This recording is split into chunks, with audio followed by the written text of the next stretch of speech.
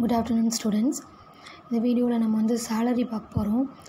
Income டேக்ஸில் last unit. இந்த சேலரியோட மெயின் ஃபார்மட் இது தான். இந்த மெயின் ஃபார்மட் உங்களுக்கு தெரிஞ்சிச்சு அப்படின்னாக்கா நீங்கள் வந்து சம்மெல்லாம் ஈஸியாக சால்வ் பண்ணிடலாம். இந்த அலவன்சஸ் என்ன பண்ணுறாங்க, அலவன்சஸ்னால் செலவுகள், இதெல்லாம் கம்பெனி கொடுக்குறது. இதெல்லாம் கம்பெனி கொடுத்தாங்க அப்படின்னு சொன்னாக்கா எதெல்லாம் டேக்ஸபிள், இதெல்லாம் நம்ம டேக்ஸ் கிடையாது அப்படின்னு நம்ம பார்க்குறோம். இந்த அலவன்சஸ் வந்து 3 வகையாக வந்து கிளாஸிஃபை பண்ணுறாங்க. Number 1 fully exempted. எக்ஸம்டட்னால் இதற்கெல்லாம் டேக்ஸ் வரி கட்ட வேண்டிய அவசியமே இல்லை. ஓகே. 2 fully taxable.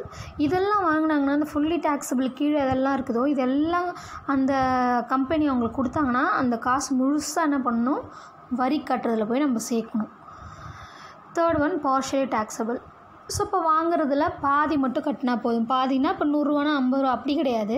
இதுக்கு ஃபார்மெட்ஸ் இருக்குது. பார்ஷியலி டேக்ஸபிளுக்கு மட்டும் ஃபார்மெட்ஸ் உண்டு. அந்த ஃபார்மெட்டை நீங்கள் படிச்சிட்டிங்க அப்படின்னாக்கா அதை என்ன பண்ணிடலாம், நம்ம அப்ளை பண்ணிடலாம். இப்போ நீங்கள் என்ன பண்ணணும், இதில் நீங்கள் எதை கான்சன்ட்ரேட் பண்ணணும் அப்படின்னாக்கா இந்த ஃபுல்லி எக்ஸாம்டடாக விட்டுருங்க. ஓகே.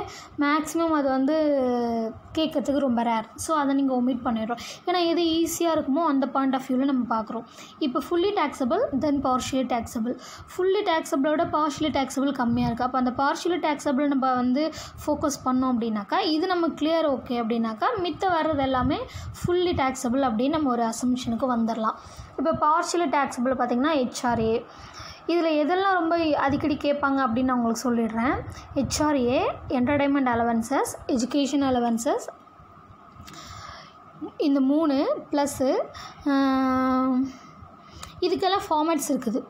ஓகேங்களா. ட்ரைபல் ஏரியா அலவன்சஸ் அது இதில் இல்லைன்னு நினைக்கிறேன், அது உண்டு. இதுக்கு எல்லாமே உங்களுக்கு ஃபார்மெட்ஸ் இருக்குது. அந்த ஃபார்மெட்டை நம்ம படிச்சுக்கலாம். Then helper allowances, uniform allowances, academic research, conveyance, travelling, இந்த அலவன்சஸ்லாம் நம்ம எப்படி போடணும் அப்படின்னாக்கா அவங்க இந்த இப்போ நம்ம படித்தோம் பார்த்திங்களா, இந்த அலவன்ஸ் எல்லாமே ஃபார் எக்ஸாம்பிள் ஒரு 1000 ரூபாய் கம்பெனிலேருந்து கொடுக்குறாங்க. ஆனால் அவங்க செலவு பண்ணது 800 ரூபாய் தான்.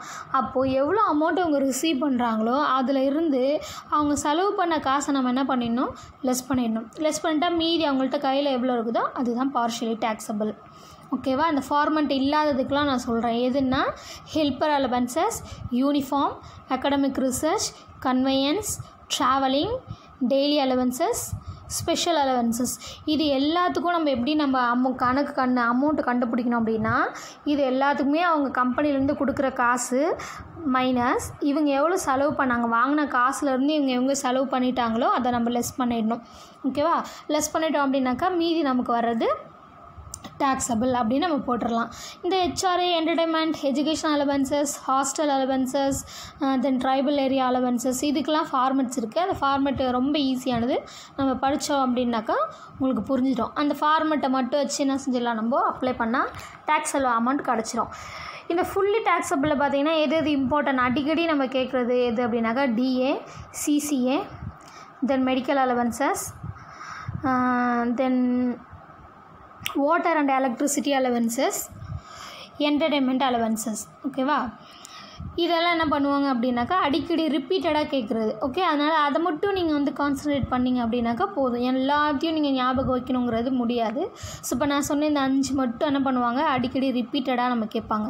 நல்லா கவனிங்க. ஃபுல்லி டேக்ஸபிள்லேயும் என்டர்டைன்மெண்ட் இருக்குது, பார்ஷியலி டேக்ஸபிள்லேயும் என்டர்டைன்மெண்ட் இருக்குது.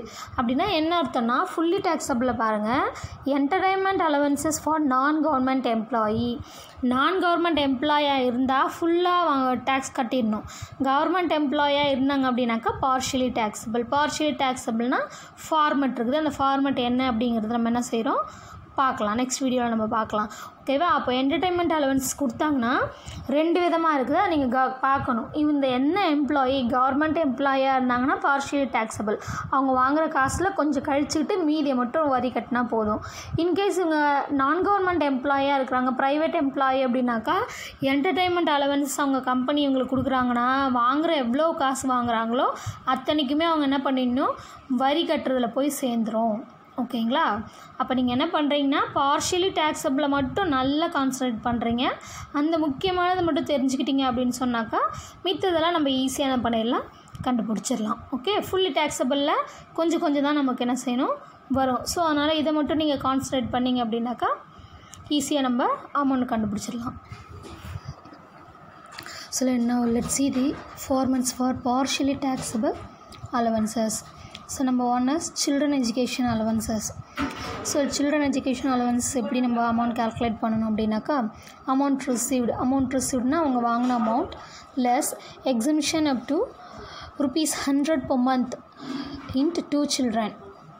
இது என்னென்னா எக்ஸம்ஷன் எவ்வளோ வரைக்கும் அப்படின்னா ஒரு மாதத்துக்கு ₹100 2 குழந்தைக்கு வரைக்கும் எக்ஸம்ஷன் கொடுக்குறாங்க. சரிங்களா?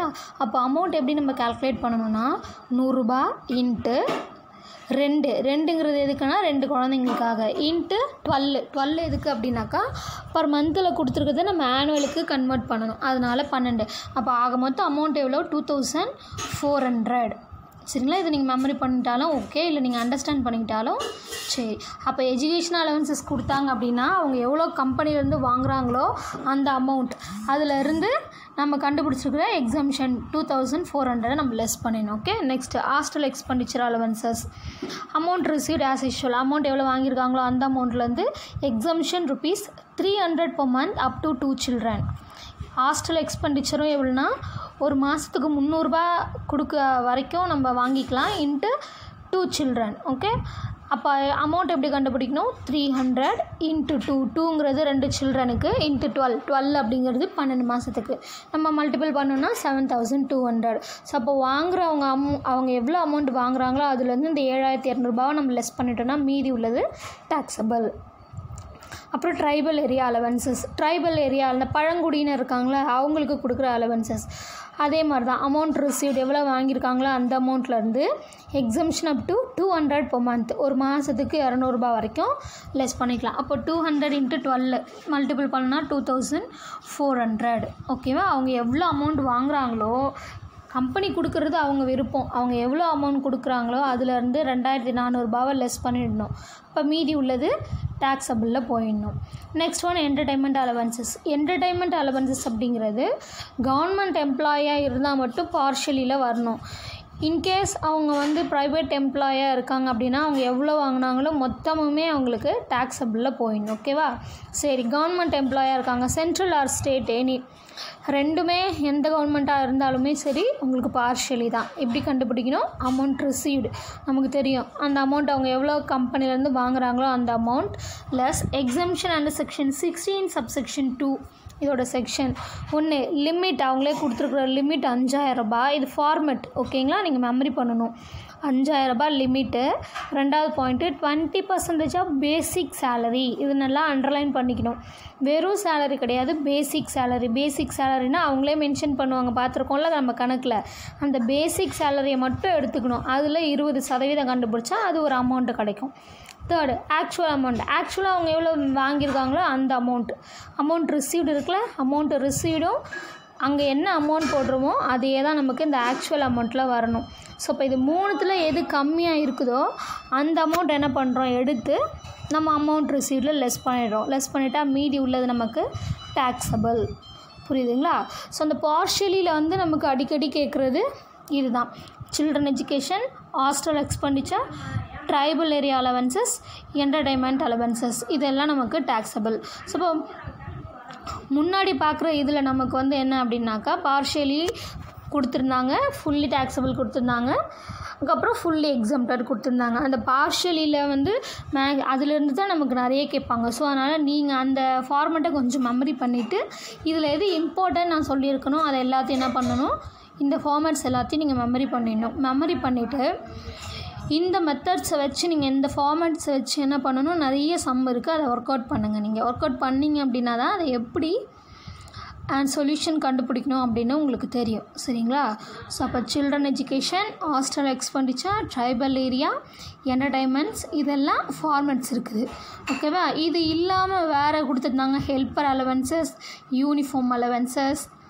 ஸோ இதெல்லாம் கொடுத்தாங்க அப்படின்னாக்கா எவ்வளோ அமௌண்ட் அவங்க வாங்குகிறாங்களோ வாங்கின அமௌண்ட்டு அவங்களோட கம்பெனிகிட்டேருந்து எவ்வளோ வாங்குகிறாங்களோ அந்த அமௌண்ட்லேருந்து எவ்வளோ செலவு பண்ணியிருக்காங்களோ அதை என்ன பண்ணிடணும், நம்ம லெஸ் பண்ணிடணும். லெஸ் பண்ணிட்டா மீதி எவ்வளோ அவங்கள்ட்ட கையில் இருக்குமோ அந்த காசு டாக்ஸபிளில் போகும். புரியுதுங்களா? இதுதான் அதுக்கும் இந்த ஃபார்மேட்ஸ்க்கும் உள்ள வித்தியாசம், வேறு ஒன்றுமே இல்லை.